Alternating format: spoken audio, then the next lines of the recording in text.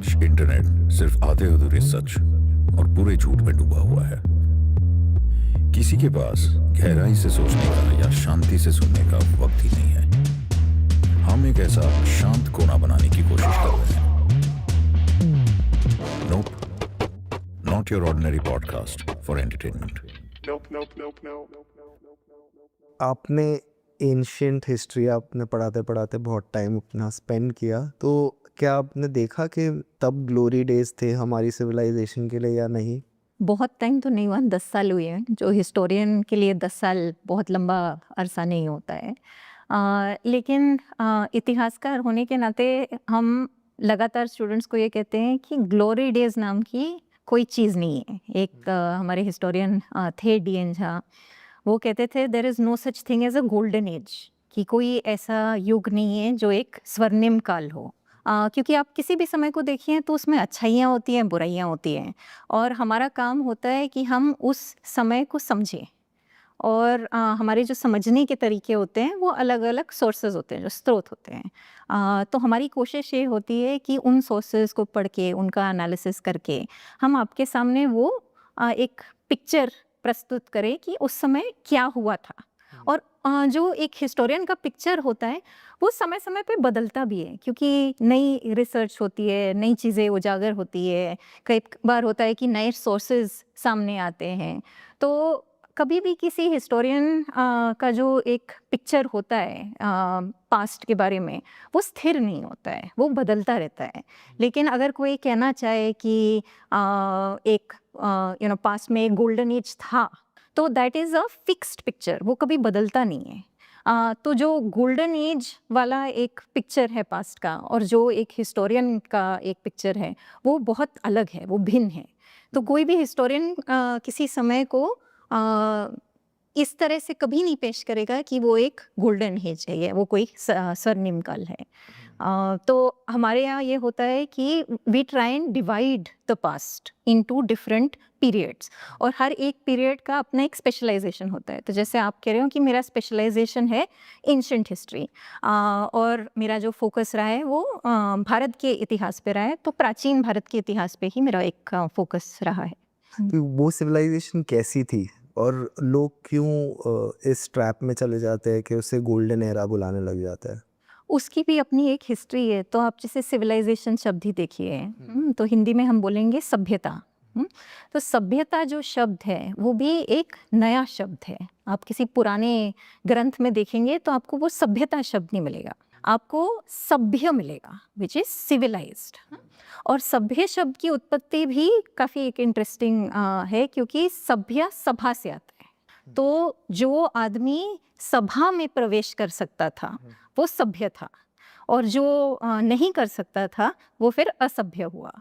तो अगर ये हम शब्द सिविलाइजेशन देखें तो ये एक बहुत मॉडर्न कॉन्सेप्ट है, ये कोई बहुत पुराना कॉन्सेप्ट नहीं है। और सिविलाइजेशन एज अ कॉन्सेप्ट, ये इसका एक अपना 19th 20th सेंचुरी में एक हिस्ट्री उजागर होती है, जिसमें ये दर्शाने की कोशिश होती है कि कई ऐसे कल्चर्स हैं जिनका इतिहास बहुत पुराना है। तो आप मिस्र को देख लीजिए, यूनान को देख लीजिए, भारत को देख लीजिए, तो सबको वो एक सिविलाइजेशन का दर्जा दिया जाता है। फिर ये बोला जाता है कि ये सब एरियाज सिविलाइज थे और बाकी जो एरियाज हैं उनका जो इतिहास है वो उतना पुराना नहीं है। तो सिविलाइजेशन का जो कॉन्सेप्ट है वो एक तरह से एक गौरव गाथा है, और हर देश की कोशिश होती है कि हमारी भी अपनी एक गौरव गाथा हो।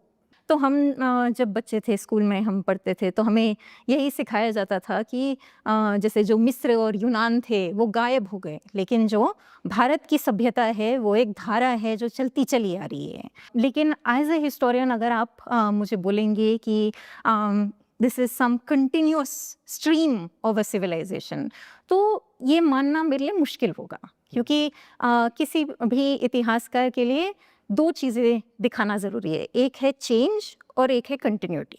तो ये ऑब्वियस सी बात है कि बहुत सारी चीज़ें हैं जो पुराने समय से चलती चली आ रही है, लेकिन बदलाव भी आए।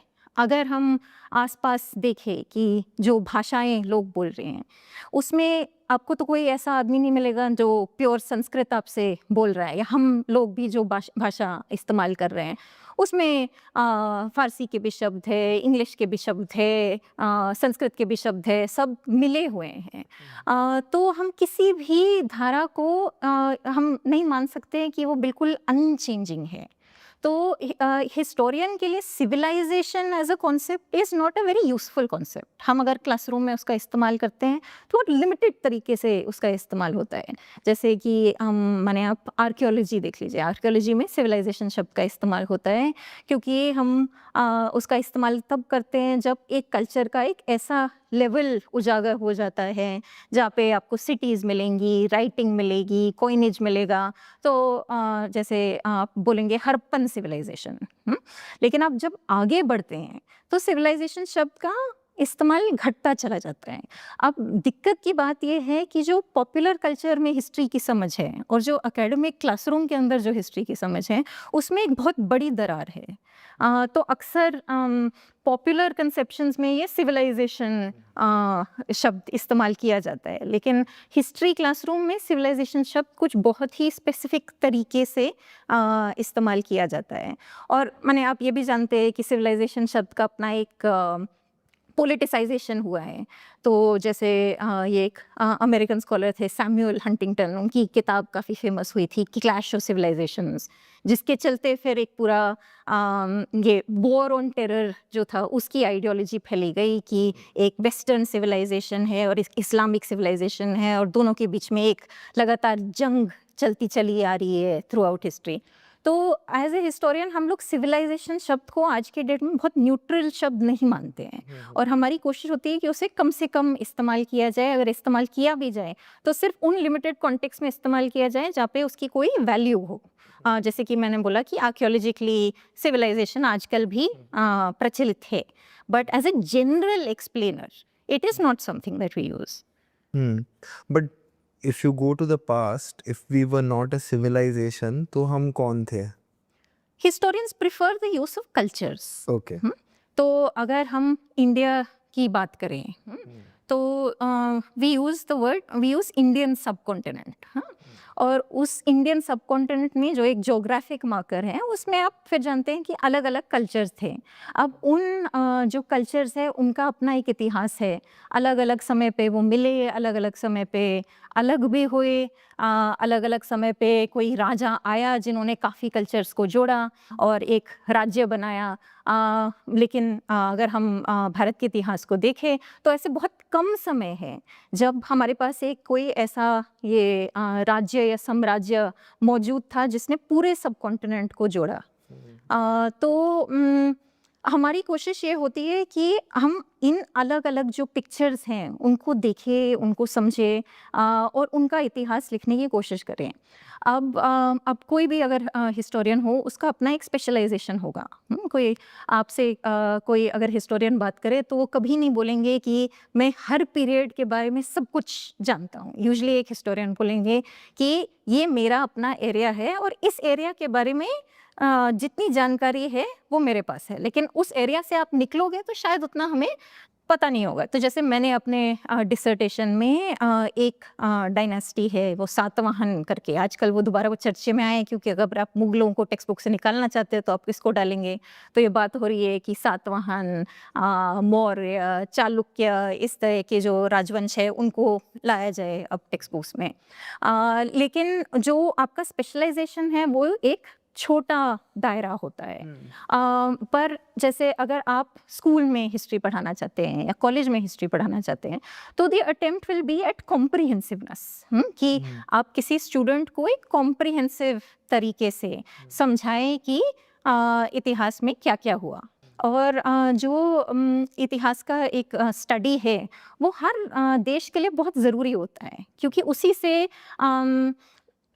से उस देश की पहचान बनती है।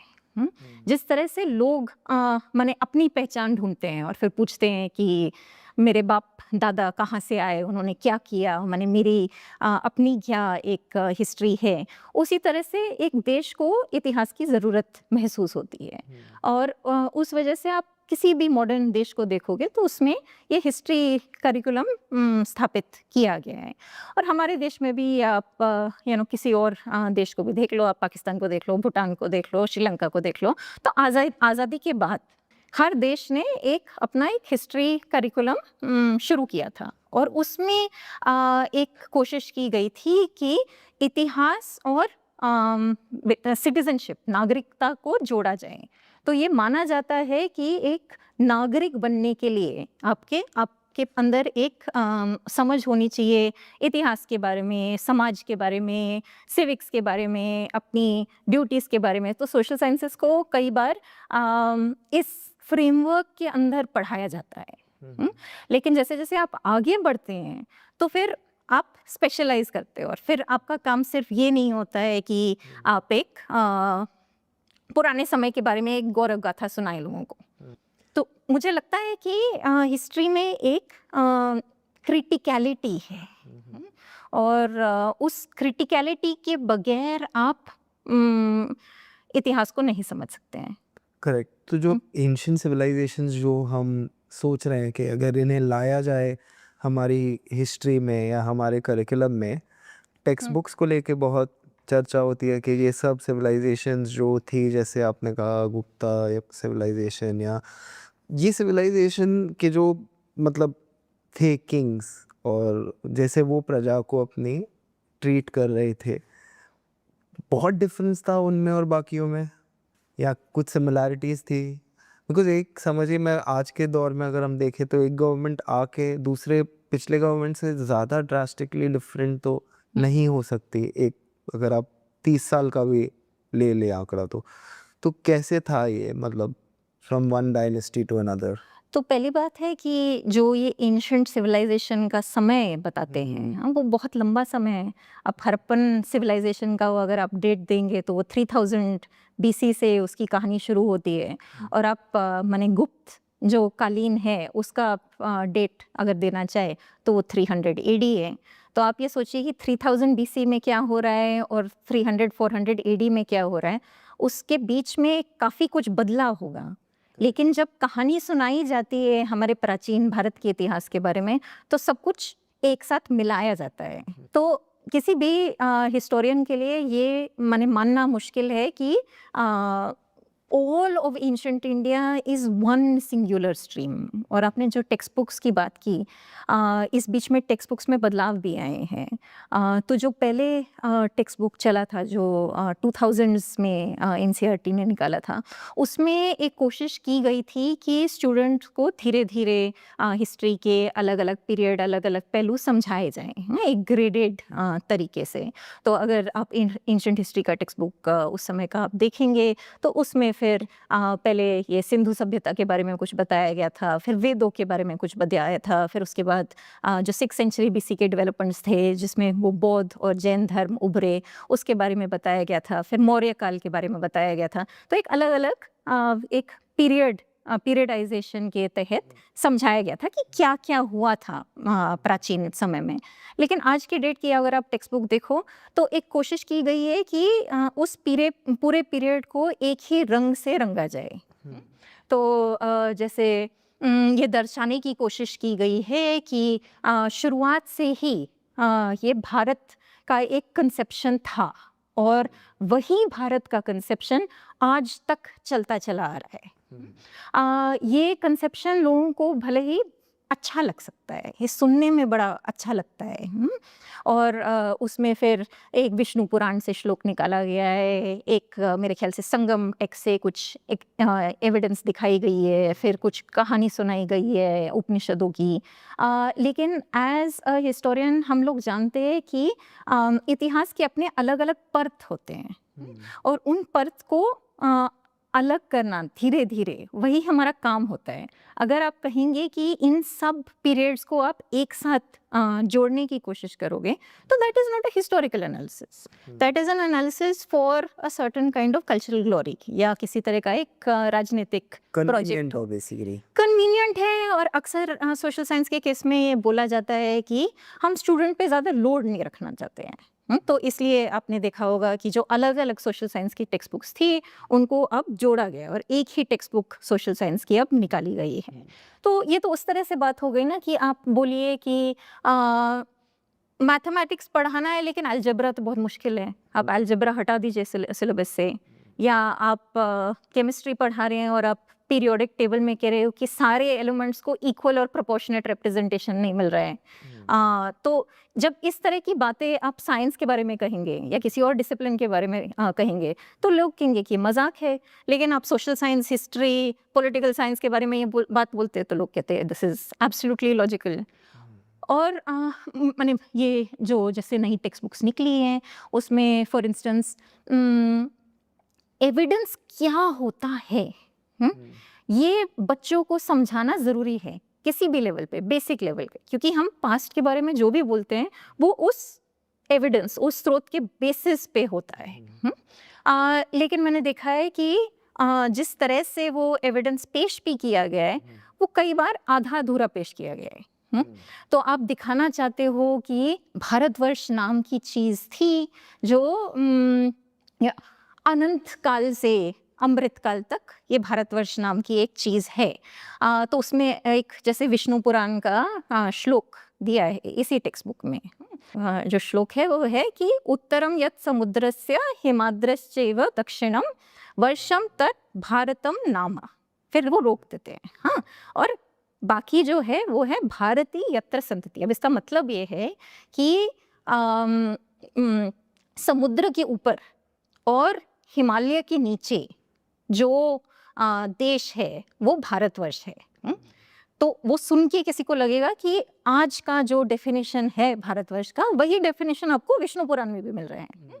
लेकिन अगर आप पूरा श्लोक देखेंगे, हाँ, तो उसमें ये जो बोला जा रहा है कि भारत जो संतति है, जो लोग हैं, वो भरत जो एक राजा था उसके वंश के लोग हैं।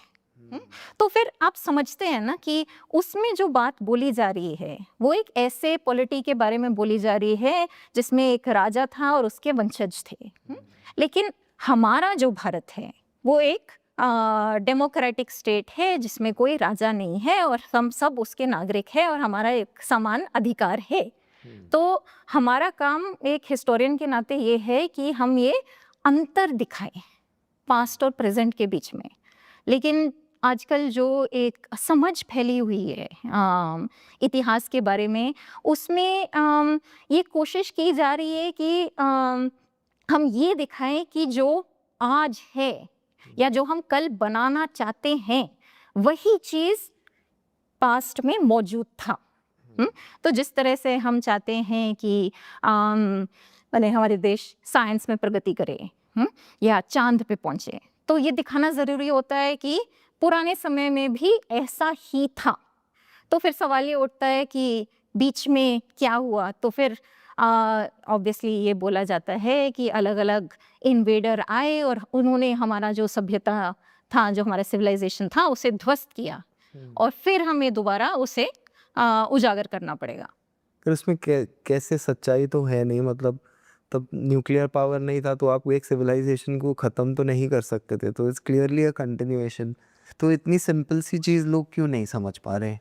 इतनी सिंपल चीज़ लोग शायद इसलिए नहीं समझ पा रहे क्योंकि हमारे देश में मुझे लगता है कि ये हिस्टोरिकल कॉन्शियसनेस पे ज़्यादा जोर नहीं दिया जाता है। जैसे हमारे क्लासरूम में भी कोई अगर स्टूडेंट आता है तो भले ही वो स्कूल के 14 साल पूरे करके आता है, टेक्स्ट बुक पढ़ के आता है, लेकिन फिर भी जो उसकी एक समझ है वो समझ उसकी वो समाज बनाता है या उसका परिवार बनाता है या उसे कुछ कहानियाँ उसने पढ़ी है या यूट्यूब में उसने वीडियो देखा होगा या कोई मूवी देखा होगा, तो उस बेसिस पे फिर वो एक समझ लेके आते हैं। और ये तो मैं हिस्ट्री स्टूडेंट्स की बात कर रही हूँ, तो अक्सर ये हमारे स्टूडेंट्स हमें बोलते हैं कि हम जानते हैं कि एग्ज़ाम में हमें इस टाइप का एक आंसर लिखना है, लेकिन हम मानते हैं कि हमें जो बेसिकली सिखाया गया है घर में या एक कॉमन सेंस जो है वही सच है।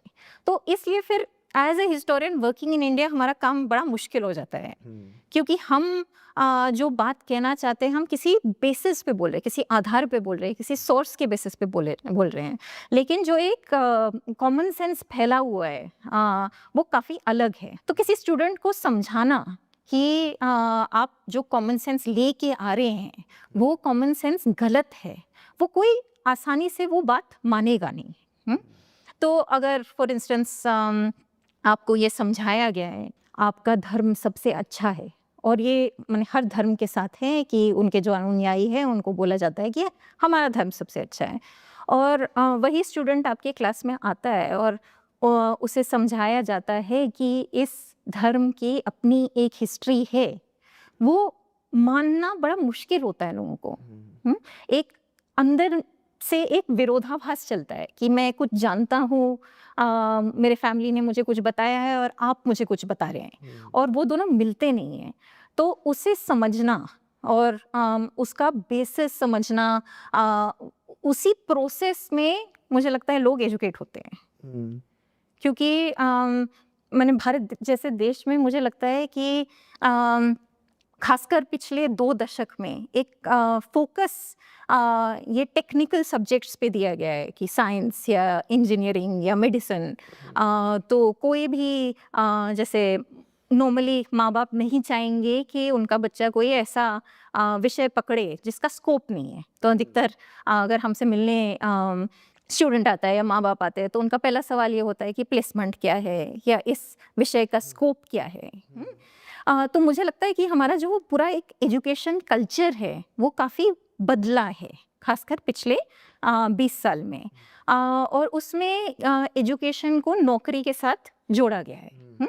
तो उस सिचुएशन में ये समझाना कि आप इतिहास जैसा सब्जेक्ट पढ़ के कुछ और भी जाके कर सकते हैं, ये लोगों को मानना थोड़ा मुश्किल हो जाता है। तो एक तो वो बात हुई। दूसरी बात ये हुई कि हम जैसे इंडिपेंडेंट इंडिया में एक साइंटिफिक टेम्पर पे जोर दिया गया था, लेकिन हमने साइंटिफिक टेम्पर को एक बहुत सीमित बॉक्स के अंदर ही रखा कि कुछ जैसे टेक्निकल सब्जेक्ट्स हैं, कुछ इंजीनियरिंग है, कुछ साइंस है, उसी के अंदर हमारा साइंटिफिक टेम्पर रह गया। हाँ, लेकिन अगर actually you want a society to be truly scientific, they have to be able to understand society. और हिस्ट्री को सोशल साइंसेस के अंदर क्लास किया गया है, जिसका मतलब है कि हम समाज को समझने की कोशिश करते हैं, और समाज को समझने के लिए बहुत सारी चीज़ें हैं जो आपके रोज़मर्रा का एक हिस्सा हो सकता है, उनका अपना एक हिस्टोरिकल कॉनोटेशन है, अपना एक कॉन्टेक्स्ट है, और आप हिस्ट्री अगर पढ़ते हैं तो धीरे धीरे ये चीज़ें आपको समझ में आती है। जैसे आप कह रहे हैं कि हिस्ट्री पढ़ने से चीज़ें समझ में आती है, और एक हिस्टोरिक इवेंट्स या एविडेंस को देखने के लिए एक सॉर्ट ऑफ कॉन्शियसनेस चाहिए। आप कौन सी चीज़ को एविडेंस मानेंगी और उससे उसकी तरफ कॉन्शियस रहने में आपको सोसाइटी के बारे में क्या पता चलेगा एंशिएंट हिस्ट्री में, समझिए। बिकॉज ये भी एक कॉन्वर्सेशन है कि हमने दुनिया को बहुत कुछ दिया, तो उस पर भी अगर हम डाल सकते हैं थोड़े कि हमने क्या दिया दुनिया को, क्या आया हमारे पास। तो जैसे कि आप बोल रहे हैं कि कोई भी cultural process it can not be one way. अगर आपने किसी को कुछ दिया तो उन्होंने भी आपको कुछ दिया होगा। हाँ, और वो कल्चरल इंटरचेंज जो है उसे समझना वो एक हिस्टोरिकल प्रोसेस है। लेकिन क्योंकि ये हिस्ट्री पढ़ना या हिस्ट्री लिखना अलग अलग पॉलिटिकल प्रोजेक्ट से जोड़ा जाता है, तो उसमें ये जो डायरेक्शनैलिटी है, 2 वे कॉन्वर्सेशन जो है, उसको दरकिनार किया जाता है। तो जैसे आजकल ये दिखाने की कोशिश की जा रही है, ये विलियम डैलरिम्पल ने भी एक किताब लिखी है जो काफ़ी एक बेस्ट सेलर किताब है, कि जिस तरह से माना जाता था कि जो चीन है वो एक विश्व गुरु है, हम भी उस तरह का एक विश्व गुरु स्टेटस पा सकते हैं, और उसके लिए हिस्ट्री बहुत ज़रूरी है। तो ये नेशनलिस्ट दौर में खासकर ये एक कोशिश की गई थी कि जिस तरह से ब्रिटिश के अपने कॉलोनीज़ हैं, वैसे हमारे भी पुराने समय में कॉलोनीज़ थे, तो जो पूरा एक साउथ ईस्ट एशिया का इतिहास था उसमें India's connections with South East Asia were understood through the lens of colonisation, कि यहाँ से जैसे वो चोला नेवी गई या अलग अलग समय पे कुछ ऋषि मुनि गए, कुछ बौद्ध भिक्षु गए और उन्होंने वहाँ का कल्चर बदला। तो आपको फिर ये इंडोनेशिया में रामायण के पैनल दिखेंगे या बुद्धिज़्म का एक इन्फ्लुएंस मिलेगा, तो उसकी फिर बहुत वाहवाही हुई है। लेकिन कोई वो दूसरा सवाल नहीं पूछता कि अगर उधर हम गए और वहाँ के कल्चर में बदलाव आया तो वापस क्या आया, क्योंकि कोई भी ट्रेड, कोई भी कनेक्शन, कोई भी इंटरेक्शन यूनिडायरेक्शनल नहीं हो सकता है। तो ये होता है कि कई बार ये कहानी सुनने में बड़ी अच्छी लगती है, लेकिन अब आप सवाल पूछने लगते हैं तो ये डिटेल्स आपको समझ में आते हैं। तो ये अब दूसरा, अगर आप कोई एक्सपोर्ट देखना चाहे इंडिया के एंशिएंट कल्चर से, तो आप पंचतंत्र को उठा के देख लीजिए। तो ये बोला जाता है कि after the Bible the Panchatantra is the most translated text. और पंचतंत्र जो है उसका जो ओरिजिन है वो कहाँ है, कब लिखा गया है, वो हम नहीं कह सकते, क्योंकि बहुत सारी जो कहानियाँ थी वो ओरली ट्रांसमिट होती थी और किसी एक समय पे वो कहानियाँ लिखी गई। तो हिस्टोरियंस ने ये दिखाया है फॉर इंस्टेंस कि जो जातक की कहानियाँ हैं, जो एक बुद्धिस्ट कहानियाँ मानी जाती हैं, और जो पंचतंत्र की कहानियाँ हैं उनमें काफ़ी मेल है। तो जैसे सब लोग ये कहानी जानते होंगे जो बंदर और मगरमच्छ वाली कहानी है, वो बंदर और मगरमच्छ वाली जो कहानी है वो पंचतंत्र में भी है, वो जातक कथाएं में भी है, लेकिन वो कहानी जापान भी पहुंचती है। लेकिन जब वो कहानी जापान पहुंचती है तो वो जो कैरेक्टर है वो मगरमच्छ नहीं रहता है, वो एक कछुआ बन जाता है। तो चीज़ें जैसे मूव करती है तो उसमें बदलाव भी आते हैं, और वो बदलाव समझना एक हिस्टोरियन का काम होता है। सिमिलरली आप अगर देख लिए तो पंचतंत्र का एक वेस्टवर्ड ट्रांसमिशन होता है। वो अरबी और फारसी में उसका ट्रांसलेशन होता है, वो चलते चलते फिर वो यूरोप भी पहुंच जाती हैं कहानियाँ। तो आप उस प्रोसेस को आप देख सकते हो, लेकिन उसमें फिर आप ये भी देखते हो ना कि चीज़ें बदल रही है। एक कहानी की जो वैल्यू है एक इंडियन सोसाइटी में, उसकी वही वैल्यू राइट वो यूरोप में तो नहीं होगी। तो फिर आप ये पूछेंगे कि अगर कुछ कहानियाँ ट्रांसमिट हुई हैं तो कौन सी कहानियाँ ट्रांसमिट हुई? कुछ कहानियाँ नहीं ट्रांसमिट हुई, उनको दे वर डिस्कार्डेड। व्हाई वो they discarded, right? And if there is a moral in the story, जो अक्सर इन कहानियों में एक मैसेजिंग या एक मॉरल होता था, वो आप देखेंगे कि अलग अलग कल्चर्स में वो एक अलग मॉरल निकल के आता है। तो ये जो भिन्नताएं हैं, ये जो चेंजेस हैं, ये जो प्रोसेसेस हैं, as historians we are interested in these.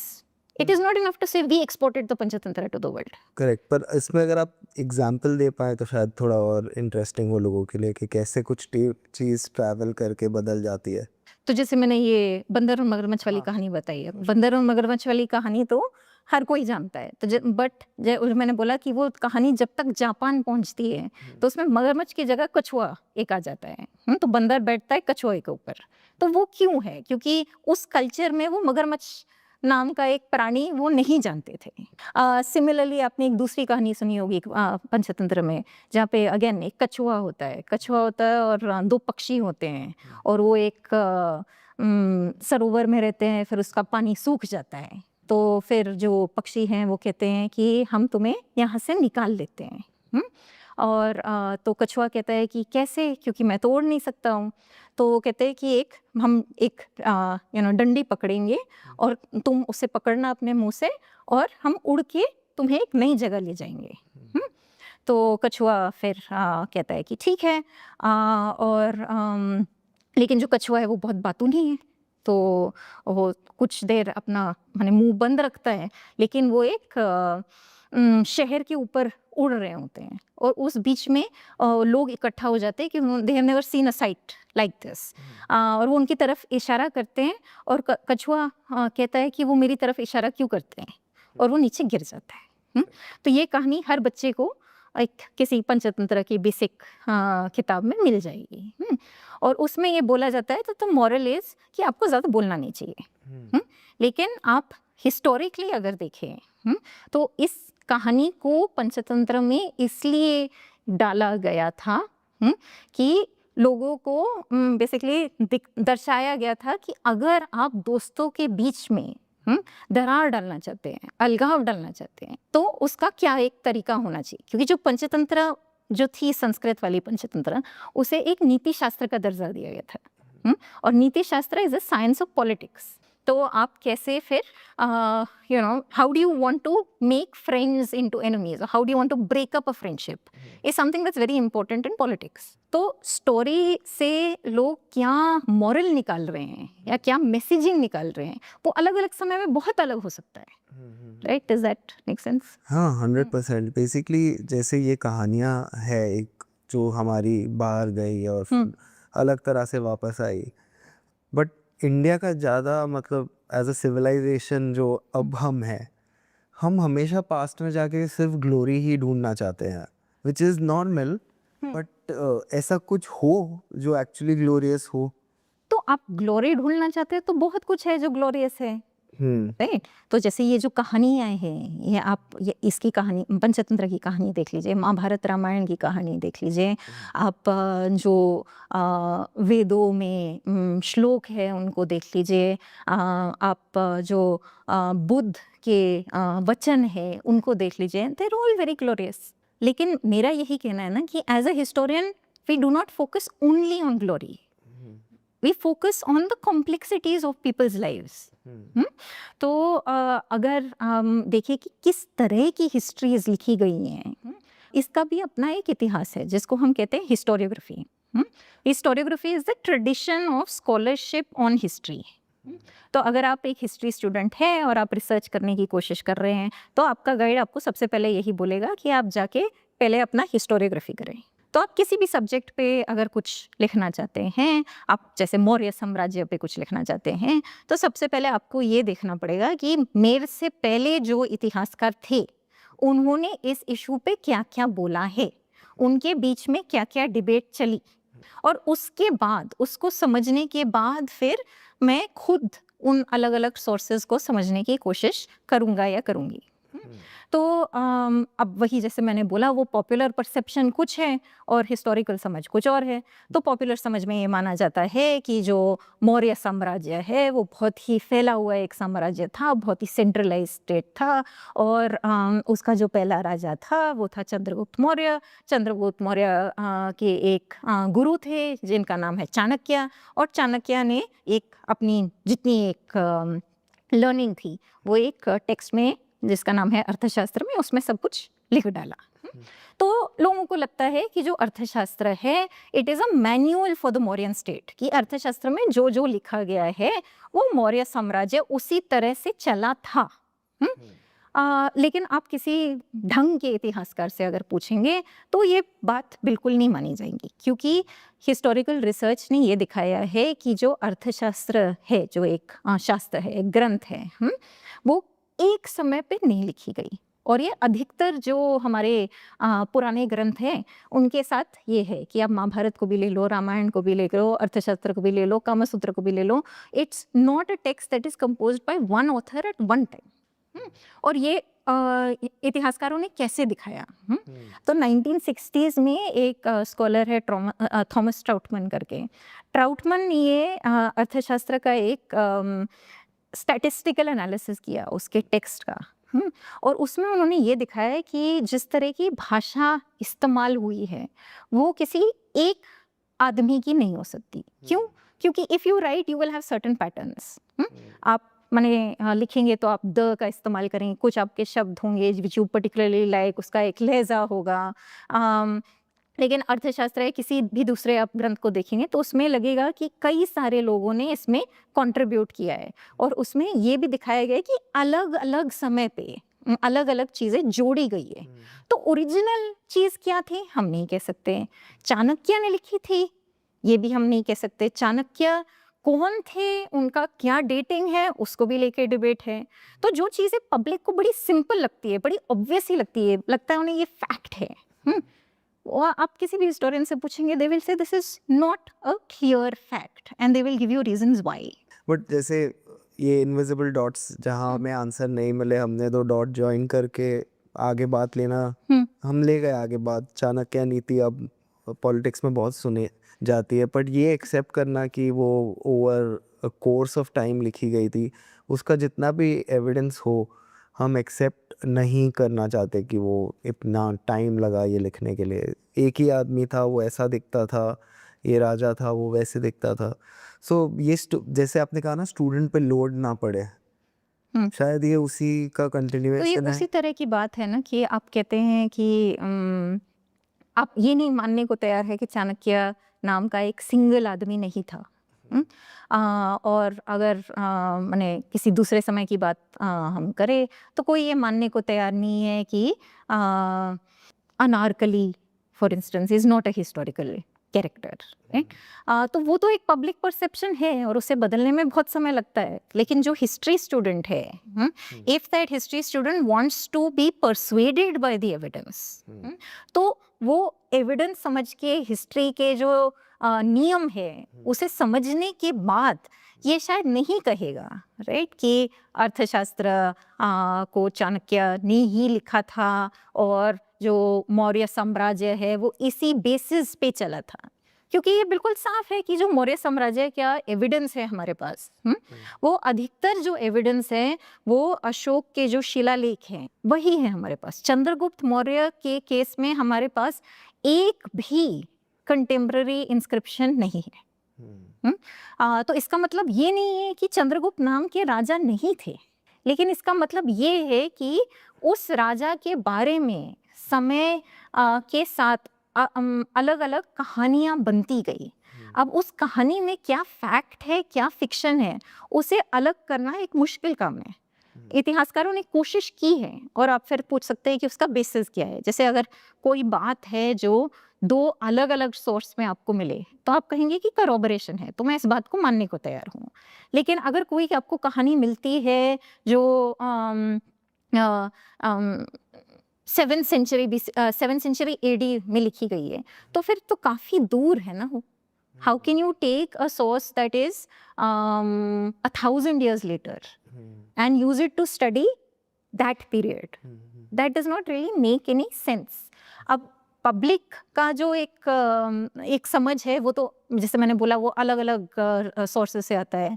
तो मैंने खुद, मुझे जो हिस्ट्री में एक रुचि आई वो तो अमर चित्रकथा पढ़ के आई कि समर वेकेशन में मेरे पास मेरे जो कजिन्स थे उनके पास अमर चित्रकथा की पूरा एक सेट था। मैंने बैठ के पूरा सेट पढ़ा और मुझे लगा कि Indian history is very great and glorious.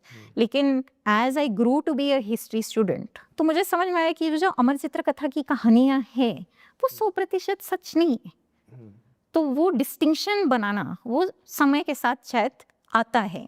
अभी हम जो समय में है करंटली, बहुत प्रेशर है कि कंक्लूसिव चीज़ें ही हमारी टेक्स्ट बुक्स में जाए। तो हिस्टोरिकल एविडेंस पे आपने जो बात की, आप कौन सी चीज़ को हिस्टोरिकल एविडेंस मानेंगे और कौन सी चीज़ को हम हिस्टोरिकल एविडेंस मान लेते हैं जो है नहीं? जैसे ओरल हिस्ट्री में जब कहानियाँ आगे गई तो ऑफ कोर्स उनका थोड़ा वेट कम हो जाता है। तो जैसे मैं कह रही हूँ कि आप कैसी हिस्ट्री लिखना चाहते हैं, दैट इज़ द इशू। तो मैं अक्सर ये मौर्य काल का एग्जाम्पल लेती हूँ क्योंकि इसमें कुछ खास कंट्रोवर्सी नहीं है।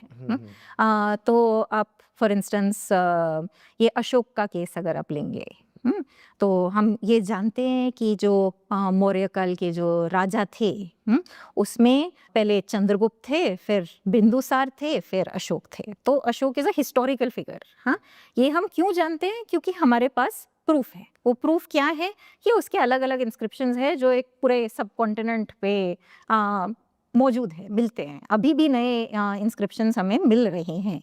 तो दैट इज़ अ फैक्ट।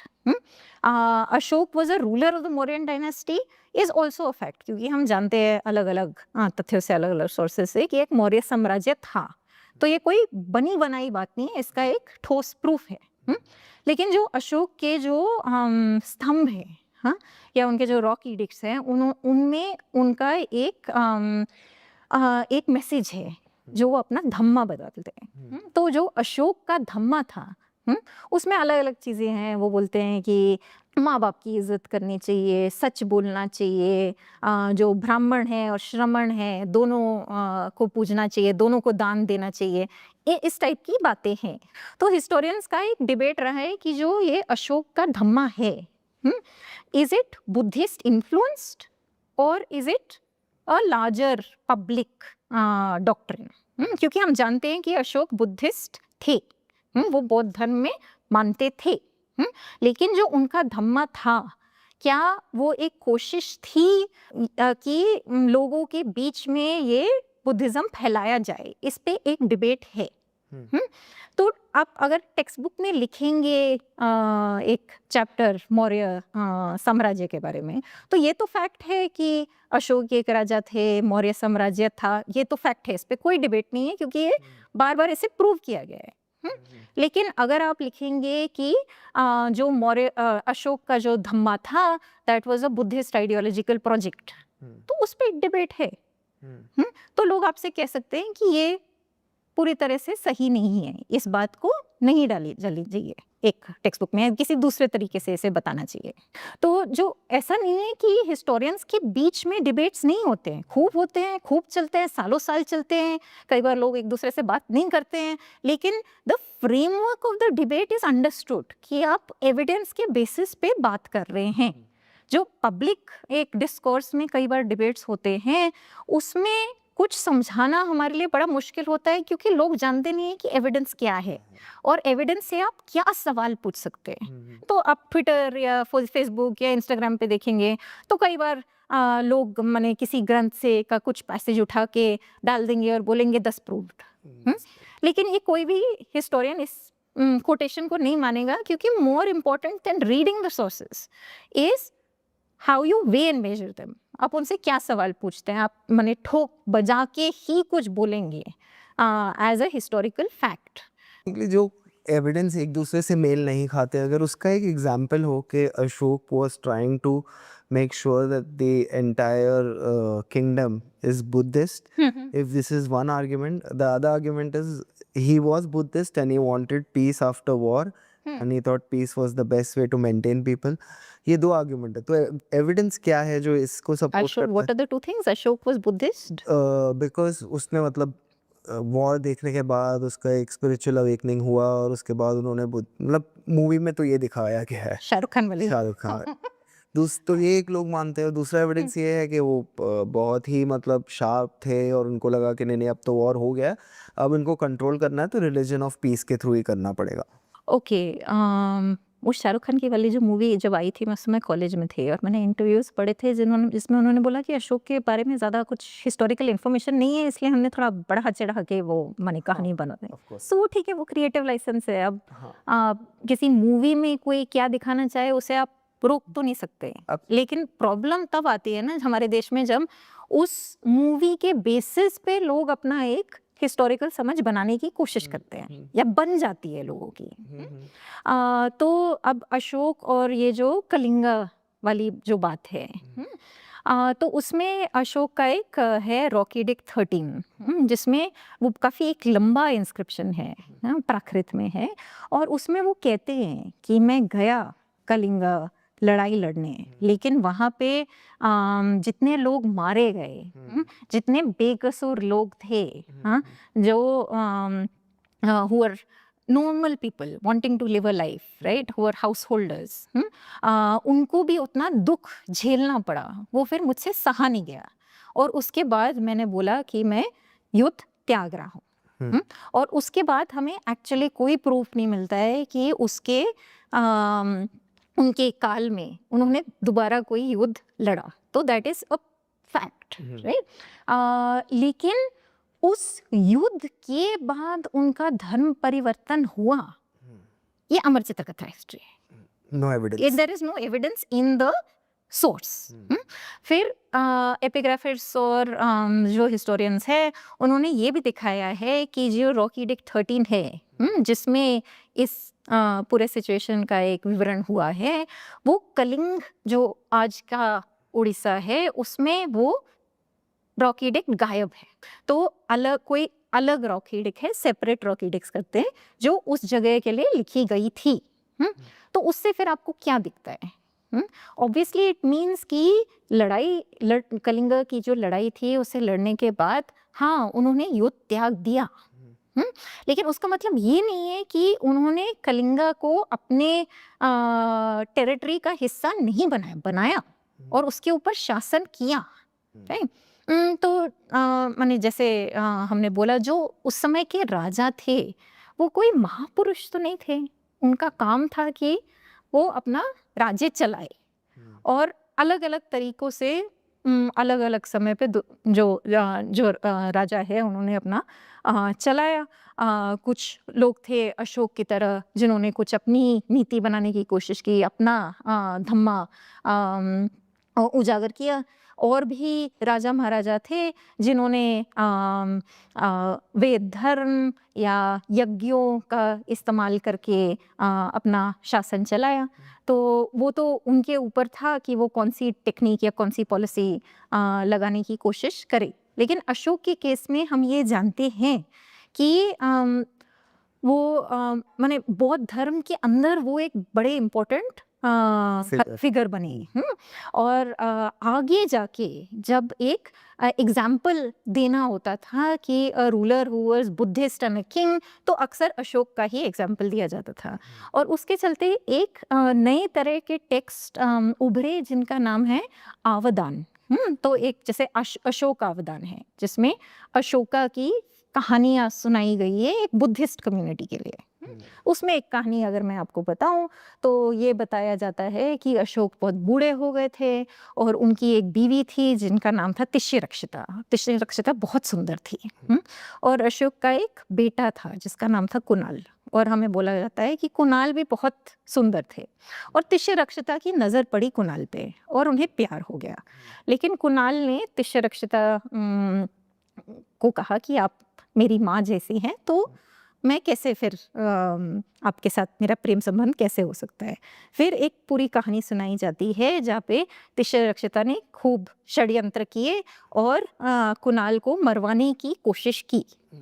और अशोक उनको मरवाने की कोशिश, अशोक इनफैक्ट एक फिर शासन भेजते भी है कि कुणाल को मारा जाए, लेकिन वो किसी तरह बच जाते हैं, लेकिन फिर वो अंधे हो जाते हैं। It's very sad story, but the point is it is not real, right? It is a story that is told later about a king who people find important.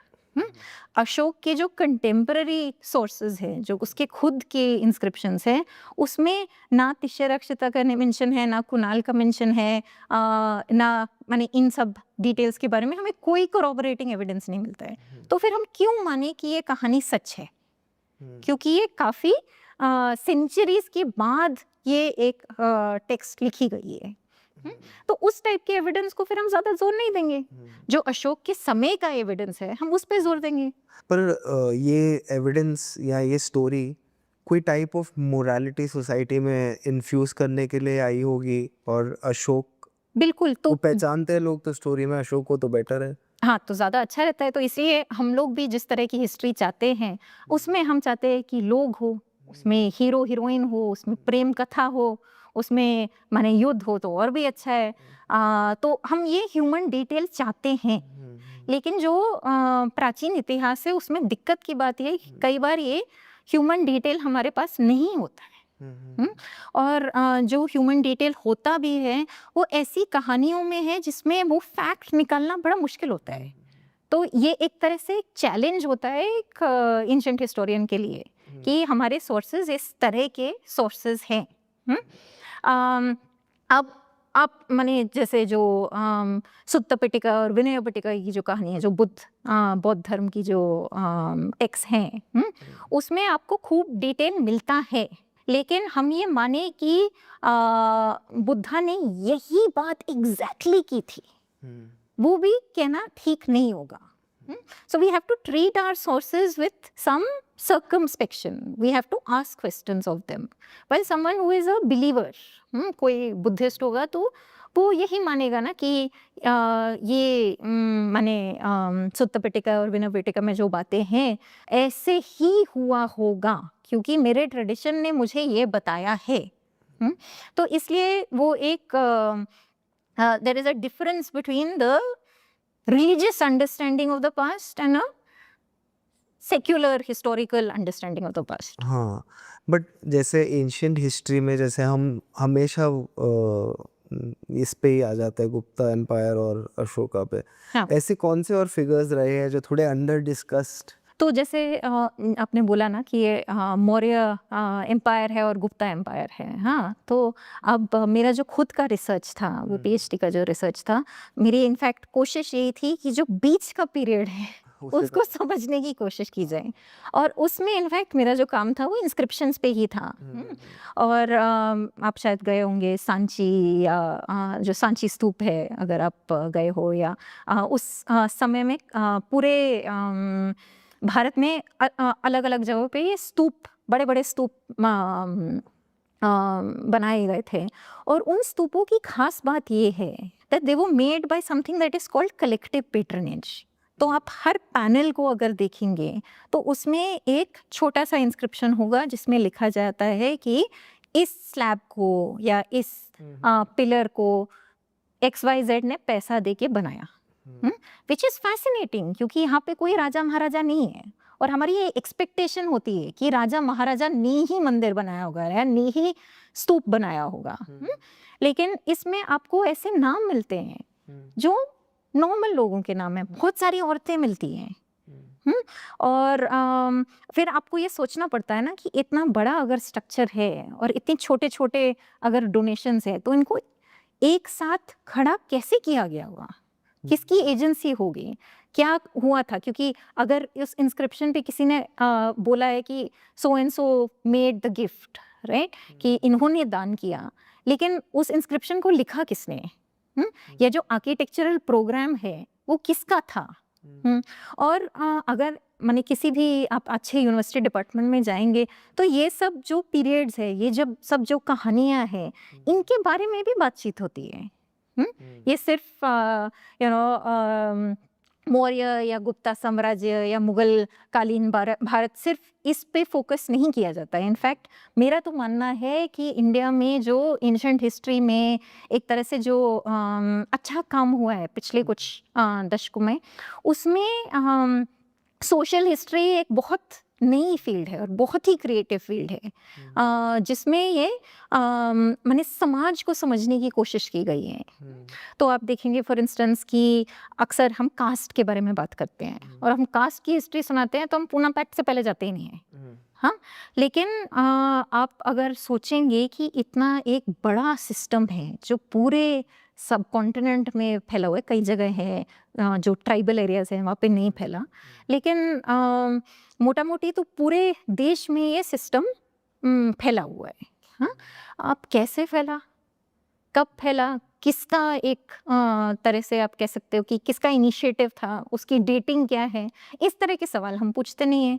हम सिर्फ ये जानना चाहते हैं कि हमने क्या एक्सपोर्ट किया, या व्हाटएवर पुराने समय में कौन सा राजा था, उसने क्या किया। ये जो सवाल हैं, ये कोई पूछता नहीं है एक लार्जर दुनिया में, लेकिन वो हिस्ट्री क्लासरूम में ये सवाल पूछे जाते हैं और उनका एक जवाब भी दिया जाता है, and that is something that is very fascinating. Similarly gender पे बहुत कम हुआ है कि आप माने वही बात है, पब्लिक परसेप्शन में कोई आपको सुना देगा कि मनुस्मृति में लिखा हुआ है कि ये काफ़ी कोटेड श्लोक है ना कि यत्र नार्यस्तु पूजन्ते तत्र रमन्ति देवता, कि जहाँ नारी पूजे जाते हैं वहाँ भगवान खुश होते हैं। और ये आपको दिखाया जाता है कि ये एविडेंस है कि एंशिएंट इंडिया में औरतों का स्टेटस बहुत ही अच्छा था, लेकिन और भी एविडेंस है। और उसमें मैंने मैं अक्सर ये एग्जाम्पल देखती हूँ कि अगर आप मानते हैं कि एंशिएंट इंडिया में औरतों का स्टेटस इतना अच्छा था, तो हाउ डू यू एक्सप्लेन वो जो द्रौपदी का चीरहरण वाली कहानी है, और वो कहानी अगर आप सोचिए उसके बारे में, it is a very violent story. वो पूरे सभा के बीच में उसे घसीट के लाया जाता है, माने उस टेक्स्ट में आपको बोला जाता है कि बिल्कुल अधार्मिक काम था, लेकिन ये भी है कि द्रौपदी फिर सवाल पूछती है, and that question is very interesting, कि वो कहती है कि युधिष्ठिर जब माने जब उसने दाव लगाया, तो हैड ही लॉस्ट हिमसेल्फ, वो अपने आप को क्या खो चुका था, और फिर उस पे डिबेट होता है कि अगर युधिष्ठिर ने अपने आप को खो दिया था तो क्या वो द्रौपदी को दाव पे लगा सकता था, और द्रौपदी का कहना है कि नहीं। The story is very powerful, लेकिन if you want to use it to write social history, बहुत बेसिक लेवल पे आपको ये तो दिखा रहा है ना कि उस समाज में स्लेवरी थी, दास और दासियां थे। तो ऑब्वियसली उन दासियों के लिए कोई गोल्डन एज तो था नहीं। और जो बहुत जानी मानी एक फेमिनिस्ट हिस्टोरियन है उमा चक्रवर्ती, उनका एक बहुत फेमस आर्टिकल है which is called whatever happened to the Vedic दासी।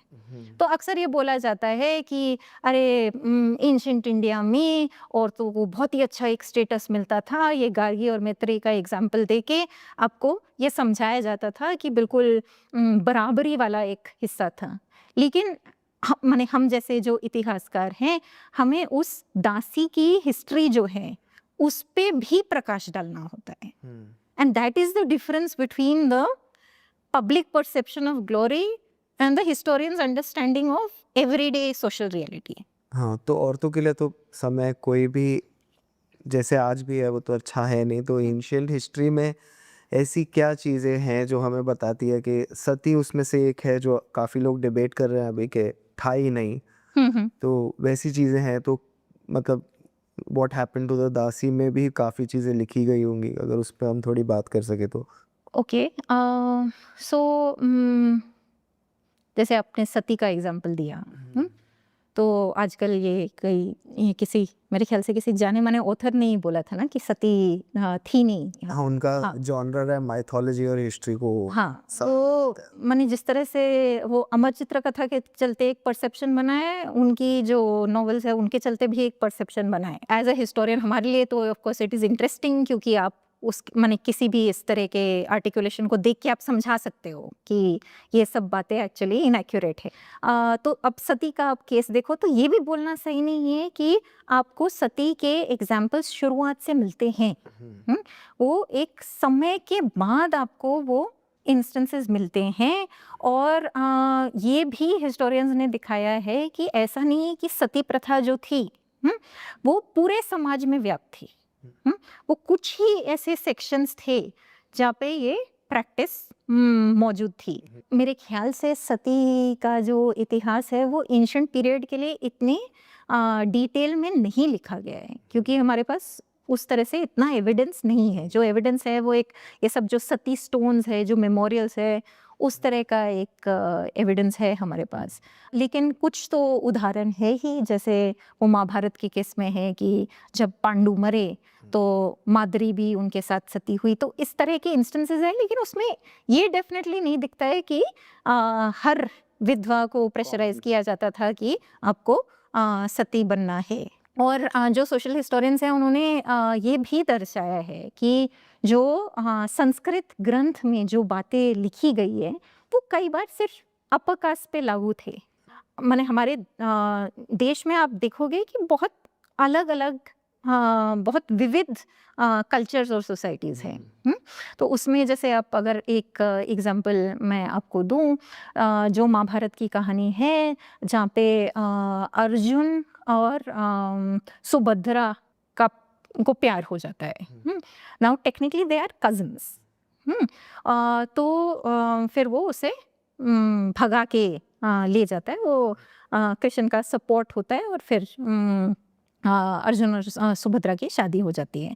अब वो जो एपिसोड है वो महाभारत की जो कहानियाँ नदन इंडिया में माने उत्तर भारत में जब ये उसके मैन्युस्क्रिप्ट से या कहानी सुनाई जाती थी, इस एपिसोड पे ज़्यादा जोर नहीं दिया जाता था। क्योंकि नदन इंडियन किनशिप में ये माना जाता था कि वो सपिंड वाला कॉन्सेप्ट है कि with in 7 generation you can not marry. लेकिन साउथ इंडिया में जहाँ पे क्रॉस कज़न मैरिज होता था, ये एपिसोड काफ़ी चला। तो आप समझ सकते हो फिर कि क्यों, क्योंकि उसका एक सोशल कॉन्टेक्स्ट है जिसमें ये कहानी चली और लोगों का फिर उससे एक एसोसिएशन बना। एक मेरा आखिरी सवाल आपसे ये होगा कि अगर कोई फिल्म बनाना चाहता है जो हिस्ट्री पे बेस्ड हो, तो वो कौन सी चीज़ें कंसिडर करे कि वो एक बेहतर फिल्म बनाए, नॉट कि बेहतर हिस्ट्री दिखाए जी, तो मैंने जैसे आपको बोला कि क्रिएटिव लाइसेंस नाम की चीज़ होती है, करेक्ट। राइट? कोई अगर कहानी बनाना चाहे और उस कहानी से लोगों का हिस्ट्री में एक इंटरेस्ट आए, तो ये अच्छी चीज़ है, ये हमें करना चाहिए और ये हर कल्चर में होता ही। हाँ, लेकिन आप बोलोगे कि मोहिंजोदारो अच्छी फ़िल्म थी, तो ये तो मैं नहीं मान सकती, राइट? या आप बोलोगे कि इमॉर्टल्स ऑफ मेलुहा बहुत ही हिस्टोरिकल किताब है, ये भी नहीं मैं मान सकती। लेकिन ऐसा नहीं है कि ऐसे एग्ज़ाम्पल्स हमारे पास नहीं है। तो जैसे मैं अपने स्टूडेंट्स को बोलती हूँ कि मैं आज भी मानती हूँ कि जो श्याम बेनेगल की भारत एक खोज है, उससे अच्छा एक रिप्रेजेंटेशन ऑफ इंडियन हिस्ट्री मैंने नहीं देखा है। और उसमें मुझे वो मैंने अलग-अलग एपिसोड, कभी-कभी मैं क्लास में भी एक एपिसोड ले आती हूँ, लेकिन मैंने देखी भी है, बचपन में देखी थी, फिर बड़े होके भी देखी मैंने। उसमें मुझे बड़ा अच्छा लगता है कि जो एक स्लाइड आता है जिसमें हर एपिसोड में वो क्रेडिट करते हैं हिस्टोरियंस को, और ऐसे लोगों को क्रेडिट करते हैं जो उस समय के बहुत जाने-माने हिस्टोरियंस थे। एच.डी. संकलिया है, आर. चंपक लक्ष्मी है, ऐसे नाम आते हैं जो माने हम लोग पहचानते हैं, और उसके चलते वो जो ड्रामेटाइजेशन है वो काफ़ी अच्छा मानती हूँ मैं। तो कोशिश तो की ही जा सकती है। लेकिन फिर ये है ना कि इन सब कोशिशों को फिर आपको ये एक एक्यूरेसी का भी एक एलिमेंट होना चाहिए। ये कहना काफ़ी नहीं है ना कि मैं एक कहानी आपको आपके सामने पेश करना चाहता हूँ और उसमें कुछ 10% हिस्टोरिकल सच है। अगर आप कह रहे हैं कि this is actually a representation of history, तो फिर आपकी कोशिश होनी चाहिए कम से कम 50% एक्यूरेसी के साथ तो आप वो कहानी बनाएं। तो मुझे लगता है कि ये माने नियत का सवाल है, लोग वो कोशिश नहीं करना चाहते हैं, इसलिए इस तरह की एक larger mythological, quasi historical, fictional दुनिया हमारे सामने पेश की जाती है। लेकिन कोई करना चाहे तो स्कोप है। पर वही है, जैसे स्टूडेंट पे लोड नहीं डालना है वैसे व्यूअर पे भी लोड नहीं डालना है, तो maybe that's why they are simplifying everything. So again, like an example is people now think that Chandragupta Maurya was actually married to a woman named Helena. हाँ, we have no proof that there was anyone called Helena. लेकिन वो एक धारावाहिक में character थी, तो अब वो रियल है। तो अगर लोग मानना चाहे कि ऐसा ही था, और ऑब्वियसली वो ग्रीक थी, तो लोगों को लगता है that she has to be gold blonde and blue eyed, जबकि हम जानते हैं कि जो ग्रीक कल्चर में बहुत सारी अलग अलग एथनिसिटीज़ थी। लेकिन वो एक सच बन गया है, क्योंकि लोगों ने यही सब एग्जाम्पल्स या एपिसोड्स देख के उन्होंने ये मान लिया है कि यही ट्रू हिस्ट्री है। That's true.